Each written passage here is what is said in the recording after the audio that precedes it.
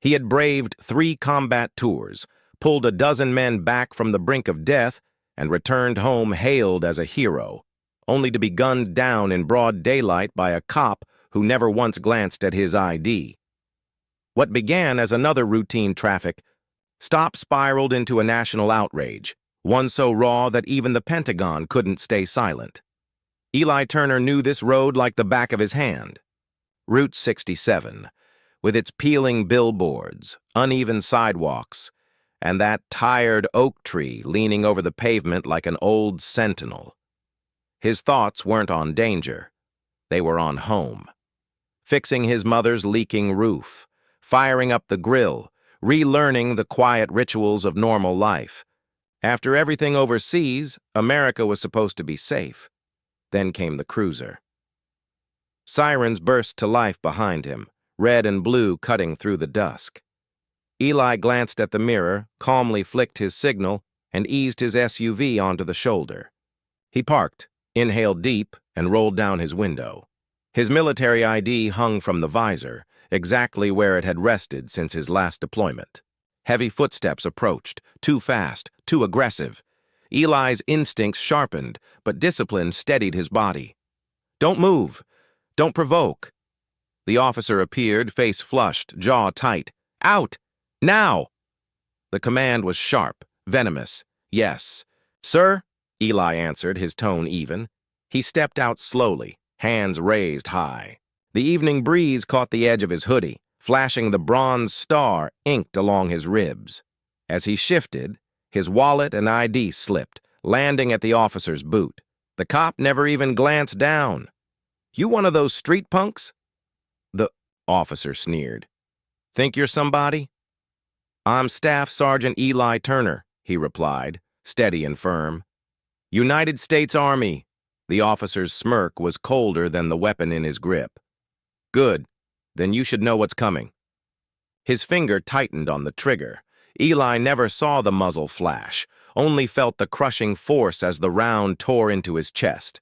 The world tilted, air ripped from his lungs, pain erupting like fire. He collapsed, eyes locked on the fading. Sky above. Branches blurred, voices split the night. Shouts, screams, phones recording, strangers crying for help.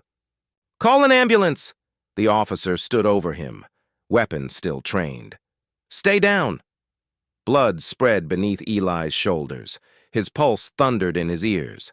He gritted against the pull of unconsciousness. He had fought through worse in combat zones halfway across the world. He refused to die here, sprawled on American asphalt. Sirens screamed in the distance. A woman's voice, trembling but unshaken, carried over her phone. He didn't resist. He was calm. He told them he was Army. They shot him anyway. The live stream spread like wildfire. Within minutes, millions were watching. By the time doctors fought Eli back from the edge in the trauma ward, 20 million people had already seen the footage. The headlines were relentless. Decorated black soldier shot during routine stop. Pentagon demands investigation. Outside. The hospital, the lobby filled with veterans in pressed uniforms, their ribbons and medals catching the sterile glow of fluorescent lights. On TV screens, anchors replayed the moments that defined Eli's service. The day he hauled 2 bleeding brothers out of a burning convoy, the ceremony where his bronze star was pinned to his chest. A hero's image, now contrasted against the brutal scene of an American street. At the precinct, the officer who had pulled the trigger sat hunched at a metal desk, drained, speechless. An internal affairs investigator read his rights in flat tones. "You are hereby relieved of duty pending criminal charges." He didn't argue. He couldn't. Words failed him. 3 days later, Eli walked into a courtroom in full dress uniform, bronze star gleaming above his heart. The entire room rose to its feet, some weighed down by shame, others lifted by respect. Even the judge's voice cracked. "Staff Sergeant Turner, thank you for your service." Across the aisle, the disgraced officer kept his eyes buried in the floor. Testimonies followed. Generals described Eli's valor in combat. Medics told of the lives he had saved. A military psychologist laid bare the invisible wounds he carried home.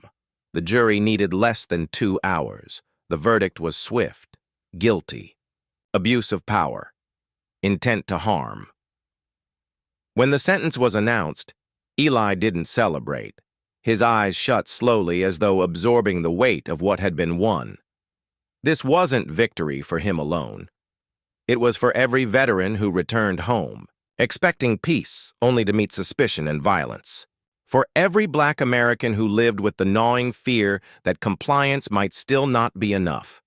And now I ask you, what would you do if this was your reality? Share your thoughts below, and don't forget to like, comment, and subscribe, because silence shelters injustice, and your voice might be the one that breaks it.